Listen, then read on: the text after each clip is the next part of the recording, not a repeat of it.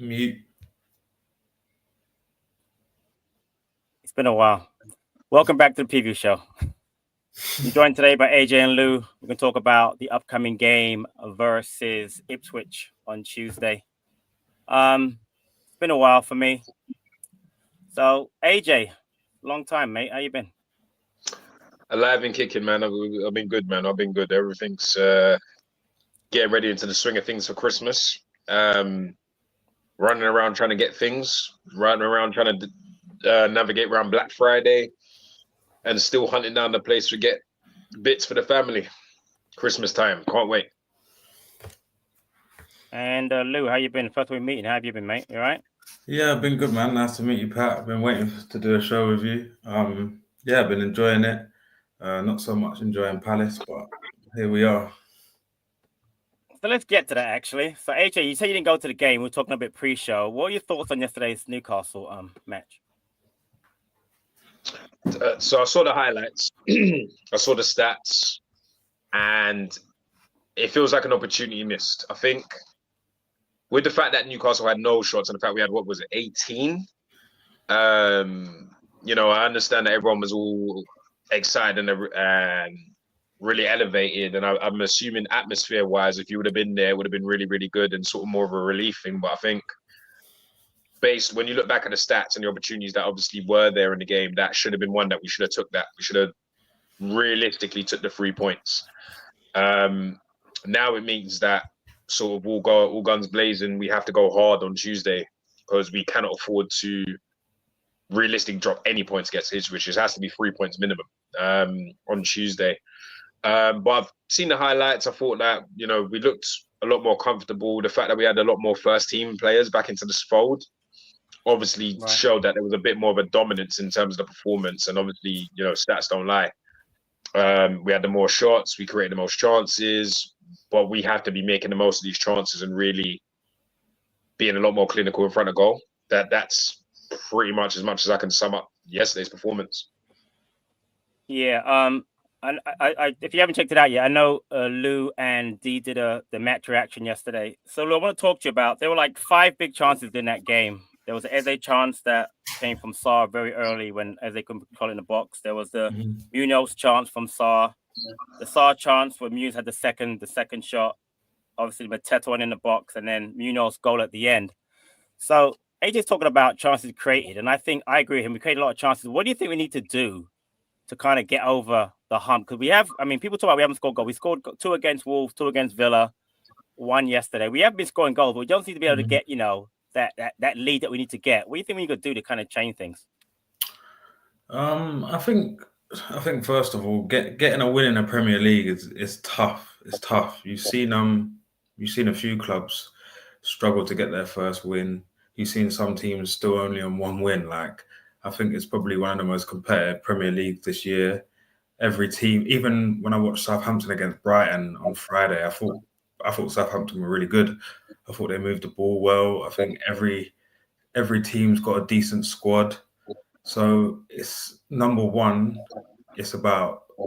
So I remember Glasner saying that we weren't pressing and we weren't running enough. I think after the Spurs game, it's improved just the basics of us running more.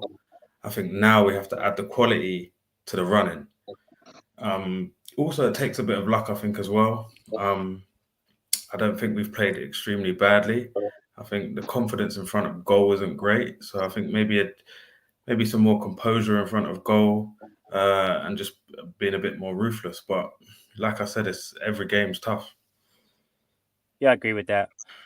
I watched every game, and the beginning of the season, I was over there watching. I was there for Liverpool. I was there for Leicester. And you could kind of tell that it was very disjointed, getting those players in late as they came in. Obviously, having guys coming back from the Euros or Olympics or, Copa America was tough. And then, obviously, you got players coming in and trying to adopt to a new style, which I think, players like Nketiah and Sarr haven't played in this system before. I'm one of the people I'm a big Arsenal fan, always have been. And my biggest concern is that if we don't show the patience that we need, we could lose him. So AJ, yesterday, you got Eze back in the lineup. clearly he understands the system. What are your thoughts on how Eze played yesterday? Because there's been a lot of talk about Eze not doing well yesterday. I don't think Eze's particularly had a good season full stop, to be fair. He's got one goal. He's had a lot of goals disallowed, granted. He's been unlucky in a lot of situations, and this isn't a bash Eze situation for me. I think I've kind of alluded to it in in other previews, to be fair. I think there is a concern there, at least a short-term one. And when you've got a player like Devaney who comes on and, let's be honest, installs a lot more energy into the game, and is a younger, more inexperienced player, that's going to have me looking at Eze and kind of questioning things. I don't think any player is above criticism. We should never be that way. I understand he is currently the poster boy of the team, and he's the front man of the team, or at least one of them. But I'm going to be honest, I feel like Eze is not particularly having a great start to the season, and I don't know if it's a case of he has to be taken a little bit back out of the firing line. Maybe a word's got to be had in his ear. Maybe he's got to get that bit of luck and finally get a goal or two, and then maybe that might just sort of make things happen. And I don't know if it's a lack of confidence. I'm not really entirely sure, because he had a half-decent Euros. He played. He did pretty well. I guess there's also a question there, because obviously I know the Steve Parish interview came out, and they obviously spoke about him not moving on and obviously being surprised by nobody meeting his asking price, because I believe it's the same as Elise's, or maybe a little bit more. He was linked with a lot of big clubs. Nothing's materialized. What is he, 27/28 now? I don't know if something's maybe in his mindset, or maybe there's something wrong there. I have slight concerns, but nothing long term. I feel like he's just having a bit of a bad start to the season. The only thing I'm struggling to comprehend or understand is why. There's not really a particular reason. He hasn't had anything, obviously we don't know their personal lives and what they get up to and what they're doing when they're not on the football pitch, but something's wrong. Maybe he's missing his mate, Elise. I'm not too sure, but something's not quite right there. He's not pulling up trees like we're used to him pulling up trees. And sooner rather than later, I feel like he will play his way out of it, but I'm just wondering, how long is that going to take? And can we afford for him to take that time to find himself and find that form? Fair enough. Regarding Eze, Lou, I think a couple of reasons why he's got a slow start has been, one, he was at the Euros. He didn't play a lot, but he did play at the Euros. Came back late. And then he got the hamstring injury, obviously, which set him back. And I agree with AJ. Listen, obviously, I'm not having Elisa on that side is a big deal. But with the match against Ipswich coming so close to the, obviously our last match against Newcastle, what are your thoughts, Lou, on, I'll just throw it out there, the Eze versus Devaney thing? Would you play Devaney Tuesday? Would you let Eze get the start again? What would you do? I think you play your best players. I think Eze has to play, me personally. I think football fans sometimes are a bit of a sucker for like someone. Devaney's come in, showed energy, got the goal, and a lot of English football is based on hard work and running and passion. And that's what Devaney showed. But if we're being honest, Eze is our best player. And like you, Patrick, I'm probably one of Glaston's biggest fans, and I was always talking about he needs to get a new contract soon, and I think he needs to maybe put an arm around Eze and just, I don't know, if it's a slight change in tactics to get him on the ball in better positions. Is it telling him to release the ball a little bit quicker? But maybe it's a tactical change from us. But I have faith in Eze, and I would start him tomorrow, no doubt. I think Devaney's a great squad player, but I don't even think that's his position on the left side of the three. I think he would probably do better on the right side of the three where Sar's playing, or a deeper role in the six. But yeah, I'm all for Eze starting. Like you said, it takes him 3 or 4 games to get going. So how are we going to drop him? Yeah, I'm with you now. Listen, anybody knows me now. I'm a big academy guy. I was lucky enough to see Devaney train when he came over in the US, and I've always been a fan of him. I watched him last year in the 21s. Had a great season. Part of that team that won the that European under 21 title last year. He's a good player, but like you're right, Lou. He's actually not even a wide player. He's a basic 10. He sits behind the striker or strikers, and he's been that kind of attacking midfielder his whole career. Can he adjust? Clearly, he can. He showed it in the the game against Villa that he can. But I think normally he'd probably be more of a central player. I'm excited to see him play, but like you, I'm a little hesitant to jump on the play him over Eze. I get Eze struggle this season. I've been one of his biggest critics of Eze, but Eze is a quality player. My only concern about playing him is the time, just the whole closest between the Saturday, Tuesday. But if I had a choice, I definitely go with Eze on Tuesday. Speaking of like lineups, AJ, again, it is a close turnaround. Czech didn't play Saturday. Sorry, he got a rest. You look at midfield 2 last match of Hughes and Lerma. Would you change anything about the side? I'll focus actually on the central 2, the midfield 2, or the attacking 3. Would you change anything about those players, AJ, as far as Tuesday against Ipswich?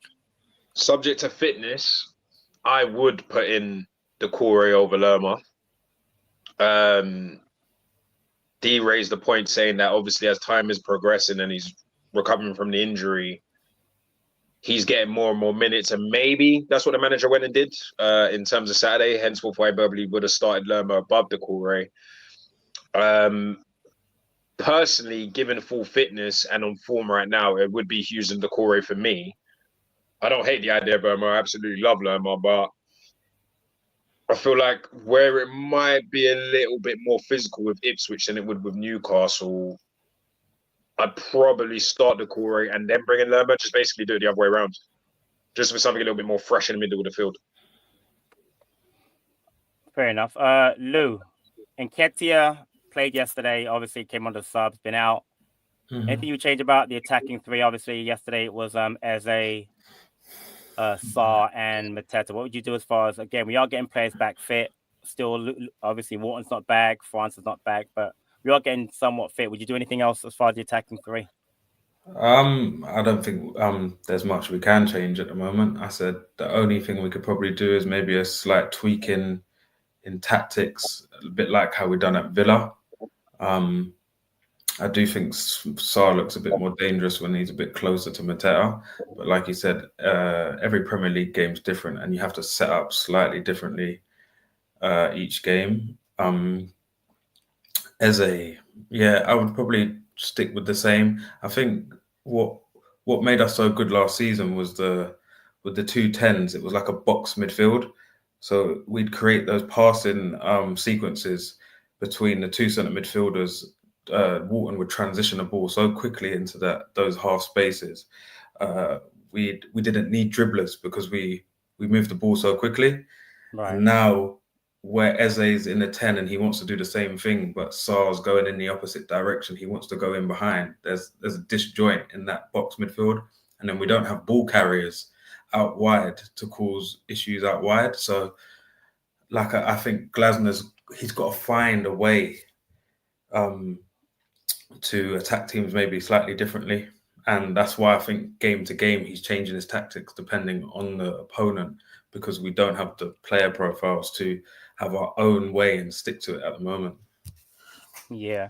So AJ, if it's set up in a typical 4-2-3-1, we've seen that Premier League. A lot of teams use that. They got the 2 sitting 6s in Kajust and Morsey, and they've got the attacking 3 of Smodic, Chaplin, and Hodgson yesterday. And up front, they have a very dangerous Liam Delap.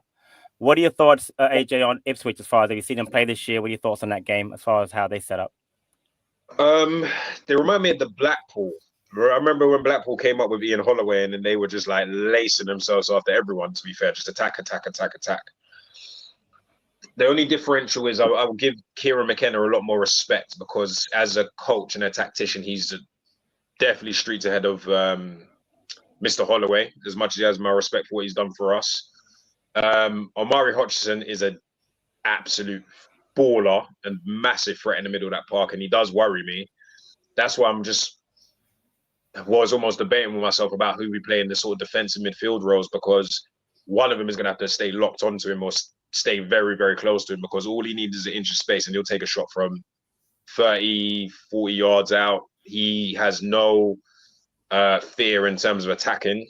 Rory Delap is another one. Loves to scrap, loves to run in, cutting off the last man. He will be on the edge of corners, crosses, all kinds of threats as well. I'll tell you another threat we need to be very, very wary of, and I think this is where Munoz has to box clever.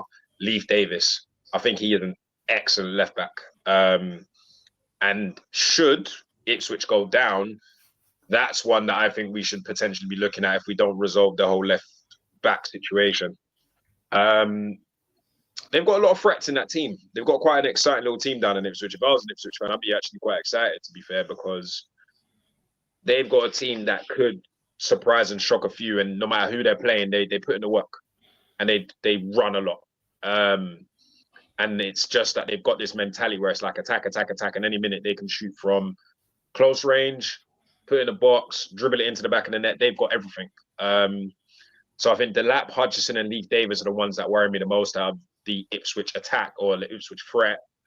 But we're going to have to seriously box clever, and this is where we're going to need to use energy for energy. Otherwise, we're going to have a lot of stuff to worry about come Tuesday evening. Yeah. Shout out to Omari Hutchison. Actually, my nephew and his dad are best friends, and I know him, he knows him really well. So I know for a fact my nephew will be watching this game intently because again, him and Omari are pretty close. Lou, again, we just talk about Ipswich, and again, like AJ, I have a lot of respect for Kieran McKenna. Done a great job with them getting promoted, and obviously coming out of the United Academy as a coach, etc. What players or what are your thoughts on Ipswich as far as being a threat to us on Tuesday? I think when I watched them against Man United, and I think to beat a team like Ipswich, it takes a lot of discipline. So sometimes teams will play relegated teams, and they'll have that whole mentality where they think the game's won before they play. That's what Man United did. I think we have to go discipline. I think keeping the ball is essential as well because they've got quite a good home crowd. I think first game under the lights at Portman Road, take the sting out of the game. Glasner's got to get his tactics right. Like you said, I think Delap's a top striker. I think a few teams are looking at him in January. Hutchinson, of course, all the players that AJ said, I agree with. But Kieran McKenna, he's got great tactics, but they don't really have the player profile in the Premier League to implement what he wants week in, week out, because some of those players were League One players. So really and truly, if you match their energy and their desire, the team with more quality in their side should prevail. Yeah, I think that's a very good point. I think, matching that energy, you're right. Portman Road, Tuesday night game, it's going to be difficult. But again, what I like about Glasner is that he's able to make those adjustments. Again, he had mentioned before the Newcastle game about the running stats and how Palace were up there with Newcastle as far as the running stats, and energy levels have to be up there. The game plan for Newcastle is different than the game plan against Villa. With Villa with the high line, you obviously want to get Sarri in behind as much as you can. You can't do that against Newcastle. They just play a lot deeper. By the way, so did Ipswich. Ipswich do not play a high line. Their two centre halves, Burgess and O'Shea, are not the quickest. So they're not going to play a high line. If they do, they get burnt. So I'm interested to see how different it's going to be as far as tactically. But I have faith in Glasner figuring something out. AJ, do you remember the last time we actually even played Ipswich in the league or cup? Because I didn't remember. I had to look it up. I remember. I'm assuming that would have been when we were in a championship. Actually, we played them after that. Actually, they were in championship. We were in the Premier League. Yeah. It was either that or I was going to go to Marcus Bent / Darren Bent days, but I would assume it would have been the chat. If you know, you know. Martin Roysoff, get to know. Show my age there. Marcus Stewart. I could throw Jamie Clapham. I could add a few more. Marcus Stewart. There you go. Yeah, I would have probably assumed 2010, 2011. All right, I'll throw it out to Lou. I know you, Lou. When last time we actually played them in a game, you know? I thought the league game was the 3-0 loss against Holloway, but I'm guessing we played them in the League Cup. We did, exactly. We did that. The most memorable game I remember, you're right, with the 3-0 April 16th, 2013 game. Holloway was in that really bad run. But last time we played them actually was in the EFL Cup. beat them 2-1. So the Palace score was the same player scored both goals. I don't remember this match. I don't know why. Anybody know who scored both goals for Palace against Ipswich? Same player scored both goals. 2017, August. Oh, that was the white first girl. round. Good guess. He was on the team, but it wasn't him. Midfield. I'll call him a legend for now. For Pat, he's recently retired. There you go. Macca got both. I don't remember that game. I don't know why. I do not remember that game at all. I don't know. So it's been a while since we played them. Again, the most memorable game I remember is that 3-0. The last Palace win, 2012, November Championship, 5-0. I've been there twice. 2-0 we won on the first day of the season. I think we had the grey and white Jack Logistics kit. And also we beat them 2-0 on Boxing Day, the season we come down from the Premier League. Marco Reich scored, I think. Marco Reich. Yeah. Yeah, blast from the past. Yeah. So yeah, I haven't been for a while. It's a great stadium. It's a proper old school ground. It is. Listen. I've been around a long time. Ipswich have a great history. Obviously, FA Cup winners. They've won the European Cup Winners' Cup. I mean, Bobby UEFA Robson Cup as well. UEFA Cup, exactly. I'm sorry, UEFA Cup, not Cup Winners' Cup. UEFA Cup. Bobby Robson, obviously, great manager, was their former manager. But they got a history. I'm actually glad they're back because they're kind of club that they get out, you fall out of the league for a long time, and you kind of forget about Ipswich Towns of the world. Not big place, obviously, but they've got a big history. Let's go. I'm gonna wrap up the show. Let's go to score predictions again. We all three of us know it's a very big game. I mean, obviously Newcastle, we've got 6 draws now, right? 6 draws, 6 losses, only 1 win. We've got Man City next week. Don't want to look too far ahead, but this is a big match for us. I mean, clearly it's a game that we have to pinpoint to win, but conversely, so Ipswich, they've only got the 1 win. They're looking at the same way we are, and they're home. So I'll go to you, AJ, first. What's your prediction for Saturday's game? Away again, so that's important. No, it's away. Wait, Tuesday. What did I say? Saturday. Oh, sorry. So I'm going ahead to Man City. My prediction for Tuesday, yeah. Is I'm feeling ambitious. 3-1 Palace. Wow. That's ambitious.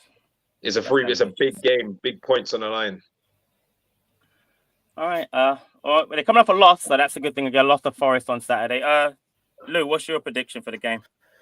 I'm not a prediction guy. I don't like it, but I'm gonna go for 1-0 Palace. Eze.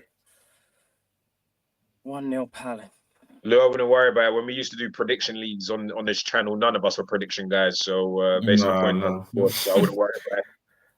Yeah, I'm not a predicting person either, but it's a big match. Again, there's a lot on the line. I really like our back three. Just going back to, I really like our back three of Gahey, Lacroix, and Chalobah. But I just think that they haven't gelled yet, and we need a clean sheet. I'm gonna go 2-0 Palace, and it's optimistic. We haven't got the clean sheet since what was that? United, I guess, was the last clean sheet. Yeah. No. The 1-0 Spurs, exactly. That's the last. What do you guys think about? I think one of the things we're lacking. You remember when Klein was doing the right centre back, joining in the attacks. I think that's a big miss. I think Chalobah's he's doing well defensively, but I don't think he's affecting the game enough. Because I think, look at Gahey, he got an assist. He's great on the ball. I think Glasner's system kind of needs that extra player to step in. And the problem with that is we didn't resort to that until we were getting desperate and things were looking dire. Then you've got a very fair point there, but the problem is you would need to have that kind of mentality early and have that kind of energy earlier on the game. Whereas from what I've seen and when I've seen in games prior to that, we don't sort of turn that stuff on until like the last 10, 15 minutes when it's sort of all guns blazing. But it's a very fair point. Do you think that's a Glasner thing, or do you think that's the confidence of the team? Oh, I don't know, because the only thing is I don't know how all Premier League teams should keep their shape, but the only thing is obviously the shape goes out the window when you're sort of chasing a 1-0 lead and you're dominating a game like that. Mm-hmm. It just sort of depends on how the game is going before you start making such confident situations where you can have a fullback come in the corner of the box and start whipping in crosses.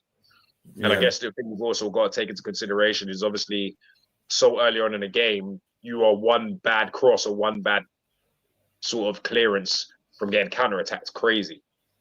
And like you mentioned, because the Premier League is so quick and so tense to get points right now, I don't think anybody's taking that risk earlier on in the game. I think that's more of a last quarter of the game sort of mentality. Although I do like it, you know, we have got players that are capable. I get it as well. It is tense, but I think we're as much as we need a spark. I feel like there needs to be a bit more bravery and players taking the initiative. Because for me, Glasner's doing as much as he can with what he can work. But once you step on the pitch, if you played football, you know the manager can only do so much. Yeah, you know, it's funny you mentioned Chalobah, and I didn't want to get into it today because that's why I focus. You know, I focus on the attacking players and the midfield. But for another, you know, for a show going forward, I'm in that boat again, also with Chalobah. But I need to give it a few more matches. I think one of the things about when you're playing in a back three, especially, you have to get that. You've got to play games together. Because remember, in the beginning, you had Gahey in the middle, and then as soon as he realized the call was better in the middle, Gahey went back out to the left where he's better in the two, etc., and then he moved Chalobah to the right. But remember, we also have Chris Richards, and I know a lot of people aren't big fans of his, but he's a solid defender. He's not great going forward. But I think that you mentioned before, the options that we're going to have. Chadwick should be back sometime December, early January. That's another option we're going to have. I think once we have a settled back three, and again, all three are playing well. By the way, Lacroix, for me, possibly the best one-on-one defender I've ever seen at Palace as far as a central defender. He's top quality, and we'll get into that more in other shows. But I think you're right. I'm not sure I'd use Klein. I did like what he showed us last season. I'm a little concerned about using him now when you've got a Chalobah who you've got on loan. And you know what, with loan players, you want to use them because if you don't use them, what's the point in getting them on loan in the first place?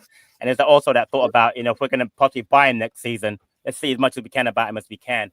But I like the idea of Klein coming in. But again, maybe I wasn't saying Klein come in. I was saying Chalobah to make those similar, to replicate. Because I'm thinking if Glasner could make a 36-year-old Klein do it last season, then someone of Chalobah's player profile. Obviously, Chalobah's got the midfield experience as well, and I remember discussing this a while ago. That's what I mean. When we've got these players over the line, I just don't know if he played in a free with Tuchel as well. I just don't know if they brought him under the pretense of him just being one of the back three full stop, or is it a case of we're going to utilize you wherever we can use you sort of thing? Because I think he'd welcome the game time wherever he is on the pitch personally. But I don't know if he's considered more essential to the back three as it stands. But then obviously there's an open argument there because obviously in terms of the midfield, centre midfield roles right now, we've got quite a lot going on in there. So I don't imagine him breaking into that unless we had a sort of maybe an injury crisis or maybe there was substitutes or later on in the game we had to do that. Yeah, I wanted to mention quickly as well the fixtures midweek. If you look, it's Leicester are playing West Ham, who are just above us, and it's Everton v Wolves and us v Ipswich, all in one little bracket there. This is a defining game week. We have to win it. I almost don't care about what happens on Saturday in comparison to what we need to do on Tuesday. Because if we win, we are crispy. If we lose, all hell's going to break loose. Because West Ham are on 15 points, we're on 9. If they win and we draw or lose, that gap of that bottom 6 to the next part of the league has gone from 6 points to 9 points.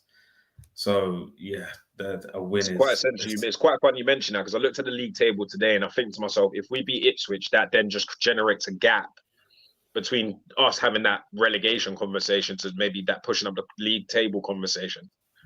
It's so important, and there does have to be a bit of a now or never kind of stance on it because granted we're not exactly going to be breaking the top 6 in terms of European chasing, but it would be nice to be closer to that than to the other side of the table. Well, it would be nice to have a cushion going into the Arsenal Cup game. That's what I'm thinking about. I don't want to be worrying about Brighton away and Arsenal on either side. I would rather go with 5-6 points clear and go and attack that quarterfinal with everything because you've got 6,000 Palace fans going. Do you know what I mean? And it's like, we do not want to turn up there like just above the relegation zone or in it and get thumped 4-0 because the morale is just going to be so flat if we get knocked out of that and we're in a bad position, I think. Yeah, True. without a doubt, you guys made a great point. Tuesday's a massive game. However you look at it, 3 points are essential. It's not the end of the season type thing, but it is something that can really catapult us. We've done really well of late, bar the Fulham match, but you guys are right. It's a massive game. We'll end it on that note. I want to thank AJ and Lou and everyone in the comments for joining us today. Please make sure you check us out on Tuesday. There will be a match reaction for the Ipswich match. There will also be player ratings. And obviously, we're hoping for a massive performance, but more importantly, get a result on Tuesday. Again, thank you everybody for joining us. And until next time, up the Palace. Thanks.